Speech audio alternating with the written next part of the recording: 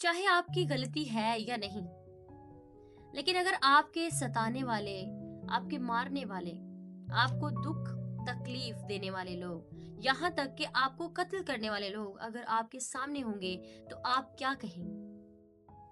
यकीनन आप उनको मारने, तकलीफ देने, दुख देने का कोई मौका नहीं छोड़ेंगे। लेकिन यीशु मसीह ने, जिसने कोई गलती भी नहीं की थी, सिर्फ और सिर्फ मेरे और आपके गुनाहों के लिए उसे मारा और सताया जा रहा था।